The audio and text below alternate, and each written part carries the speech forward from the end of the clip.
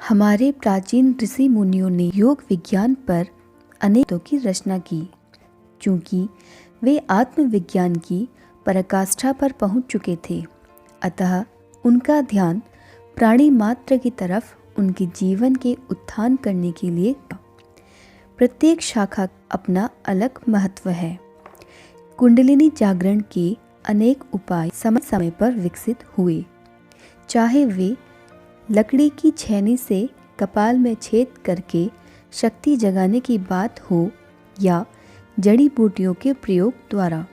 सबसे अधिक योग विज्ञान द्वारा इसका विकास हुआ। योग विज्ञान में जो साधक क्रमशः आगे बढ़ता है, वह निश्चय ही अपने ध्येय को प्राप्त कर लेता है।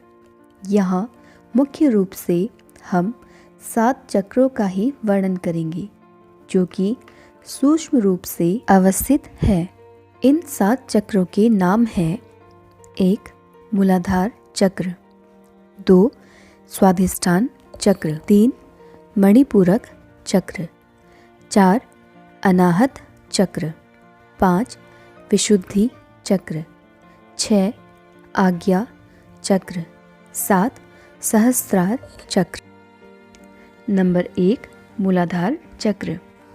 इसका मूल स्थान गुदा द्वार से 2 अंगुल ऊपर और लिंग स्थान से 2 अंगुल नीचे 4 अंगुल विस्तार का मूलाधार चक्र पेरिनियम में अवस्थित है। कई शास्त्रों में इस स्थान को कंद कहा है, जहाँ कुंडलिनी सर्पिणी की आकार की तरह इसमें लपेट मारकर बैठी है।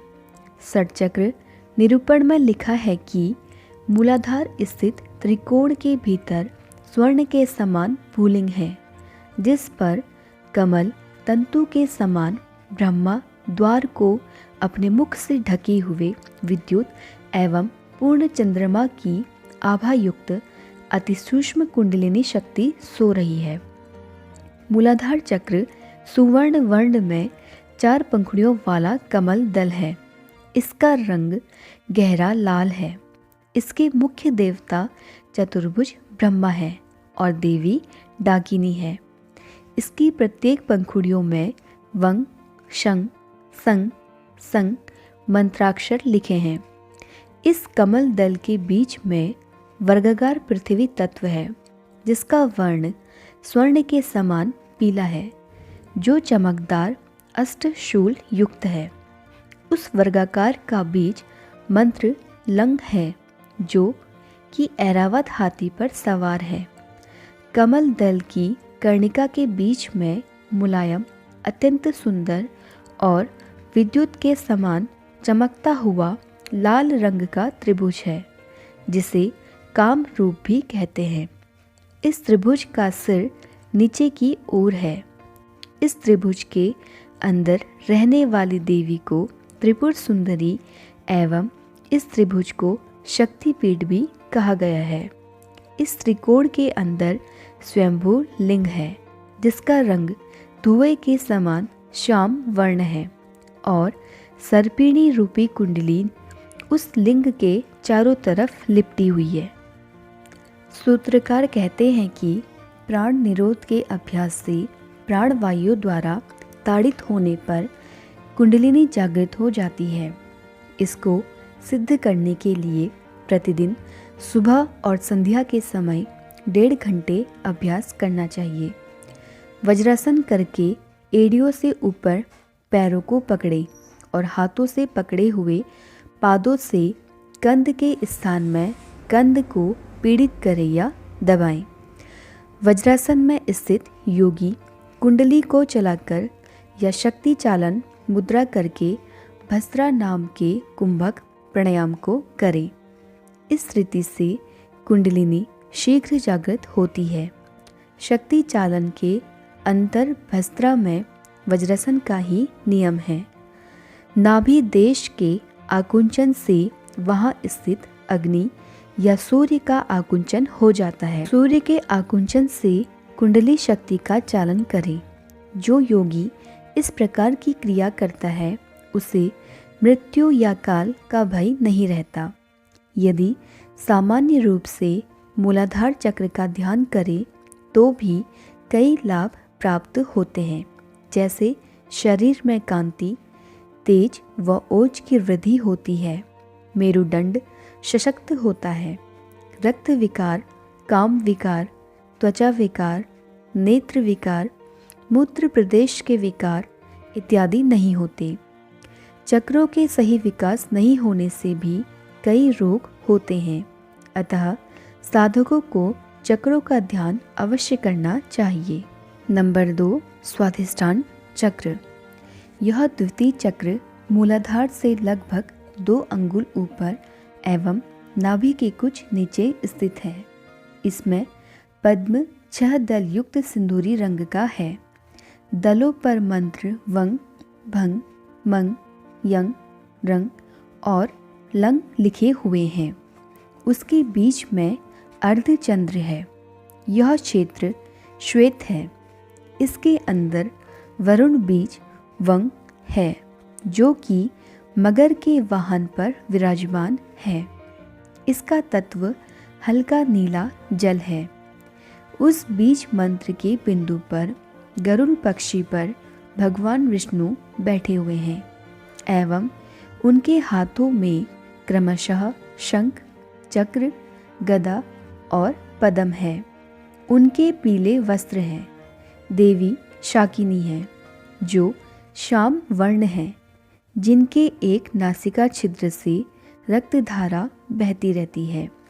इस चक्र का संबंध प्रजनन करने वाले अंग, भावना, दोनों पैर एवं कुटुंब बढ़ाने की इच्छा से है।